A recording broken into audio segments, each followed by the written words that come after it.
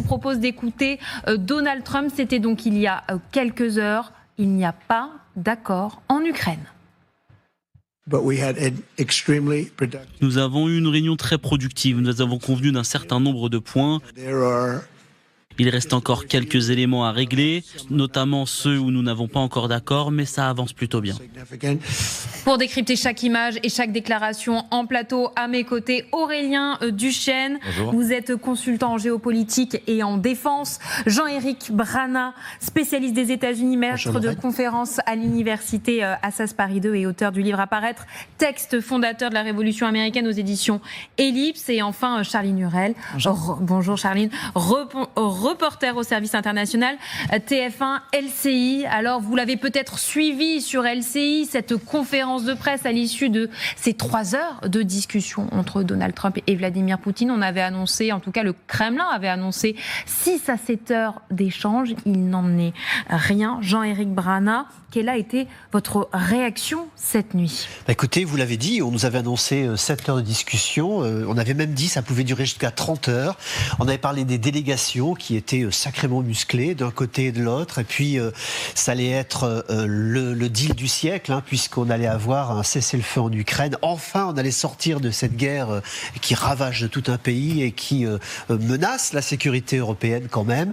Donc, c'était pas rien, c'était historique et l'événement devait être un événement grandiose. D'ailleurs, la presse internationale est là, de partout. Vous avez les journalistes du monde entier qui font connaissance, et c'est à peu près tout ce qu'ils ont fait, puisqu'il ne s'est rien passé. Le flop total. À la sortie, il n'y a pas d'accord de paix, il n'y a pas d'accord d'aucune sorte, en tout cas officiellement, on ne l'a pas présenté, même si, bien sûr, les deux protagonistes expliquent que ça a été très riche, assez formidable, et qu'ils ont discuté franchement l'un et l'autre, et qu'ils ont beaucoup avancé du langage diplomatique pour dire ça n'a pas marché.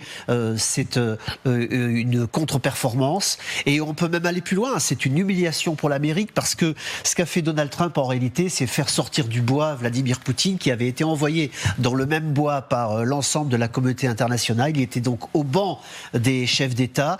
Rappelons quand même qu'il est sous le coup d'un mandat d'arrêt international de la CPI, de la Cour pénale internationale, et que normalement, s'il met le pied quelque part, on l'arrête. Alors pas aux États-Unis, puisque les Américains ne sont pas signataires du texte qui permettrait de le faire. Et puis, même s'il l'avait été, Donald Trump aurait décidé qu'on ne le faisait pas, ce qui est sa prérogative. Mais là, on est allé très loin. On a mis les petits plats dans les grands. Vous le voyez d'ailleurs, le tapis rouge et les poignées de main très engageantes. Tout cela pour rien à la fin, puisqu'il n'y a pas d'accord de paix ce matin, pas de cessez-le-feu, et donc tout continue comme avant, ce qui veut dire que Donald Trump a confondu puissance et communication, et il s'est rendu compte à ses dépens que finalement il n'était pas le grand puissant qu'il pensait être. Aurélien Duchesne, déception ce matin ? Déception pour Trump. Tout d'abord, parce qu'effectivement, lui qui disait il y avait 25% de risque qu'il n'y ait pas d'accord de cessez-le-feu. On est passé à 100%, et surtout déception parce que lui qui voulait, au-delà de la séquence photo qu'il affectionne, de pouvoir montrer que lui est un faiseur de paix, il voulait aussi orchestrer le redémarrage, le reset des relations avec le grand voisin russe. Ce qu'il a orchestré pour l'instant, c'est sa propre humiliation et celle de l'Amérique, parce que cette réunion, effectivement, n'aura débouché sur rien. Cela dit, on ne sait évidemment pas ce qui s'est dit pendant les 2h30 que Trump a qualifié de productive. Si ça se trouve, il y a vraiment des pistes d'accord qui sont faites entre les deux parties, entre Russes et Américains. Et si ça devait être le cas, c'était Charline Hurel qui évoquait tout à l'heure l'idée qu'il pouvait y avoir un accord, même si tout le monde aujourd'hui a plutôt tendance à dire que pour l'instant ça va s'étaler sur des semaines. S'il y a accord, la pression sera mise sur qui ? Elle sera mise sur les Européens, à commencer par Zelensky. Charline Hurel, tout ça pour ça ? 4 minutes de prise de parole de Donald Trump et 2 jours de déclaration, tout cela, pour ça, c'est en effet la question. Il y a une seule petite chose, c'est que moi, je suis pas très étonnée qu'on dise qu'il n'y ait pas d'accord, parce que comment avoir un accord sans qu'il y ait la partie, le pays dont on parle le plus, c'est-à-dire l'Ukraine. Je pense qu'il n'y aura un accord que lorsqu'il y aura une discussion avec Volodymyr Zelensky. Donc, je suis pas complètement surprise de ce constat-là. C'est surtout sur la communication de Donald Trump auparavant et ce qu'il en résulte au final. On va prendre la direction tout de suite de l'Alaska. retrouver Hélène Bonnet et Morgan Pope, nos envoyés spéciaux mobilisés. Ils ont été mobilisés toute la nuit sur LCI pour vous faire vivre cette rencontre historique. Et encore ce matin, Hélène, c'est donc la montagne qui accouche d'une souris. Oui, parce que, souvenez-vous, hier, certains médias américains comparaient cette rencontre entre Vladimir Poutine et Donald Trump à celle des présidents Gorbatchev et Reagan dans les années 80 qui se rencontraient pour essayer de discuter de la fin de la guerre froide. Alors, on se rend compte aujourd'hui que Donald Trump avait fixé un objectif, obtenir un cessez-le-feu. Il y avait beaucoup d'espoir du côté des Ukrainiens, des Européens et même dans le camp américain, même si Donald Trump s'était montré prudent. Il avait dit que ce serait difficile d'y parvenir. Eh bien, rien de tout cela. Il n'y a pas eu d'accord. Donc ici, la tonalité, c'est de dire mais tout ça pour ça. Et puis de plus en plus, au fil que les heures passent et après les déclarations de Donald Trump à Fox News, la question c'est tout ça pourquoi ? Parce que effectivement, Vladimir Poutine a parlé d'un accord. Les deux présidents ont dit qu'il y avait quand même eu des progrès. Ils ont donc bien discuté de certaines choses, même s'ils n'ont pas voulu en livrer les détails. Et on voit désormais à quel point la pression est mise par Donald Trump sur les épaules de Volodymyr Zelensky. Il lui dit mais désormais s'il doit y avoir un accord de paix, c'est la responsabilité du président ukrainien. Et donc toute la question va être de savoir ce qui a été discuté et à quoi va devoir faire face le camp ukrainien. Merci beaucoup Hélène Bonnet et merci également à Morgan Pope qui vous accompagne derrière la caméra. LCI en journée spéciale pour décrypter ce sommet entre Donald Trump et Vladimir Poutine. Nos experts en plateau et nos envoyés spéciaux en Alaska mais aussi à Kiev. On va retrouver Marianne Cotoneuf et Marine Truchot. Marianne, on peut le dire, le grand vainqueur de ce sommet, c'est Vladimir Poutine. Et d'un autre côté, sur le front, les soldats ukrainiens n'attendaient rien de cette rencontre.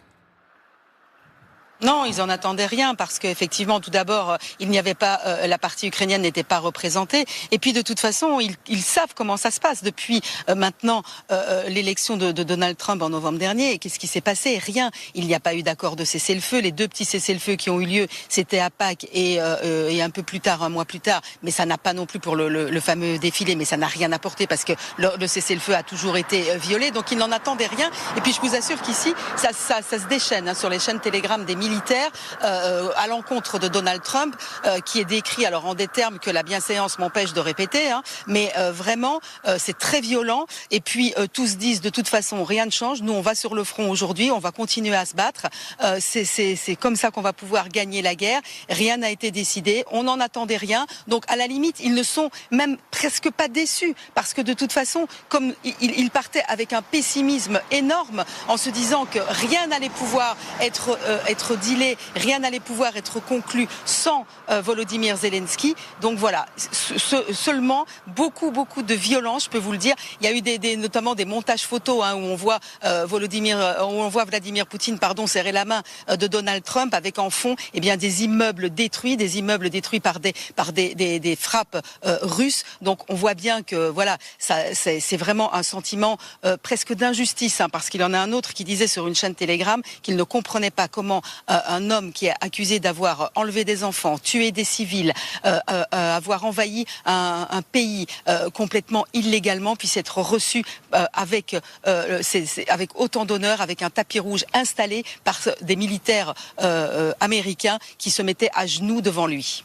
Merci beaucoup Marianne Cotoneuf pour toutes ces précisions et merci également à Marine Truchot. Je me tourne vers vous maintenant, Charline Hurel. On a entendu déception, injustice, colère des Ukrainiens. Exactement, et puis parce que ils ont l'habitude d'avoir les déclarations de Vladimir Poutine. Il faut quand même se rappeler il y a quelques semaines que il y avait d'abord eu une trêve partielle et puis finalement Vladimir Poutine revient sur ses paroles en disant ce sera que sur les infrastructures énergétiques, et puis après il revient encore sur ses paroles en disant ce sera finalement que dans la mer mais pas terrestre. En fait, les Ukrainiens, comme le dit très bien Marianne Cotoneuf, se disent mais quel crédit peut-on accorder à la parole de Vladimir Poutine, et ce qu'on voit en substance, ce qu'on entend de ce que rapporte Marianne Cotoneuf d'Ukraine, c'est simplement de dire à quel moment Donald Trump a-t-il vraiment pu croire qu'on pouvait accorder du crédit à la parole du président russe. C'est ce qu'on entend en tout cas de ce qui vient d'Ukraine. Évidemment, une déception.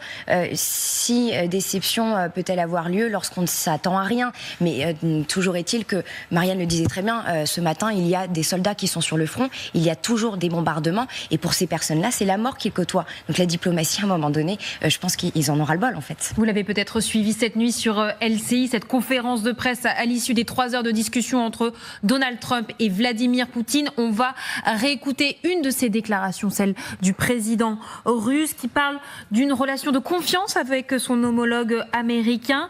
Mais voilà, il n'y a donc aucun accord de paix sur l'Ukraine, aucun accord de trêve. Le président russe qui est resté quand même très évasif. On l'écoute.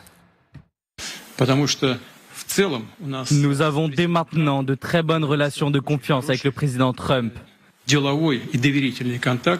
Et j'ai toutes les raisons de croire qu'en avançant sur ce chemin, et le plus tôt sera le mieux, nous allons arriver au règlement du conflit en Ukraine.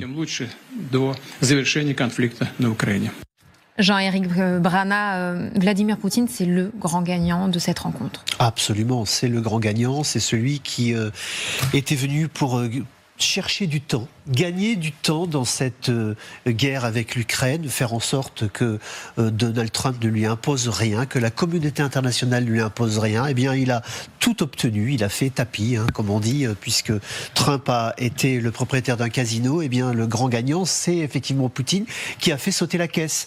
Et il l'a fait d'autant plus qu'il s'est même permis après de traîner dans le pays, de visiter un cimetière. On va voir de montrer qu'il était tranquille et qu'il n'y avait aucun problème, même si le dîner des chefs d'État avait été annulé, même si la réunion a été raccourcie très rapidement, que les Américains la délégation américaine, puisque c'était aux États-Unis, est repartie sur Washington très rapidement.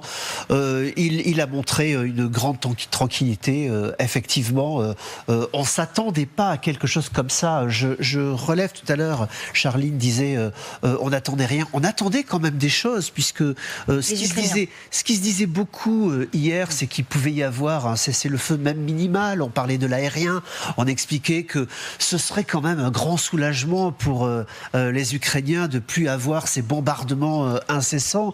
Et même là-dessus, il n'y a rien. Or, il n'y avait pas besoin que Zelensky soit là pour pouvoir dire on fait un accord là-dessus et ensuite on propose à Zelensky. Ils auraient pu dire à la face du monde, écoutez, on est d'accord à telle ou telle condition. Maintenant, c'est à Zelensky de dire qu'il est d'accord et lui mettre une pression encore plus grande. Le fait que ça ne soit pas le cas, c'est bien qu'il n'y a pas d'accord, même minimal, qui a été obtenu par ces deux hommes. C'est pour ça qu'il y a déception. Et c'est pour ça que la presse américaine, aujourd'hui, insiste sur le décorum qui a surpris tous les Américains. J'en termine là-dessus. Souvenons-nous quand même que pendant la campagne, Donald Trump a annoncé que cette guerre s'arrêtait le jour même où il revenait à la Maison-Blanche. Il disait en 24 heures, par un coup de fil. Ça semblait tellement facile de la part de ce faiseur de paix qui est si puissant, et c'est pour ça que beaucoup d'Américains ont voté pour lui. Eh bien, 200 jours plus tard, on en est avec cette faillite monumentale d'un homme qui a montré qu'il ne faisait que de la communication et qui n'avait aucune puissance. Aurélien Duchesne, c'est vrai que pour Vladimir Poutine, c'est tout bénef. Il est de retour sur la scène internationale. C'est une victoire diplomatique. C'est aussi une victoire sur le fond. On le rappelle, pour ceux qui nous rejoignent sur LCI, en édition spéciale toute la journée, il n'y a eu aucun accord, aucune avancée majeure sur le dossier ukrainien. Mais c'est une victoire, comme vous l'avez dit, il est réintroduit petit à petit sur la scène internationale, là où les Occidentaux avaient fait bloc pour faire en sorte que Poutine soit traité comme un paria, à la fois parce qu'il est poursuivi pour crimes contre l'humanité, mais aussi dans l'idée qu'il fallait faire bloc et ne pas commencer à se fissurer entre Européens ou entre Européens et Américains. Eh bien, ça y est, la brèche est grande ouverte par Donald Trump, et elle l'est en lui déroulant le tapis rouge à Vladimir Poutine, dans une victoire en le sortant de son isolement international, du moins auprès des Occidentaux. Deuxième victoire, la bataille du temps. Poutine joue la bataille du temps à deux égards. Il parie sur la lassitude d'abord des Européens. Pour l'instant, les opinions publiques des pays européens ne veulent pas lâcher l'Ukraine. Alors maintenant, il parie sur la lassitude de qui ? De Donald Trump et de son administration, dans l'idée qu'ils vont finir par se débarrasser de l'Ukraine. Et il parie enfin sur la bataille du temps, où c'est sur le terrain, que connaît très bien Charline Hurel, parce que aujourd'hui, les Russes estiment qu'ils sont dans la position de force, notamment par les percées qu'ils font en deux endroits du front. Je voudrais vous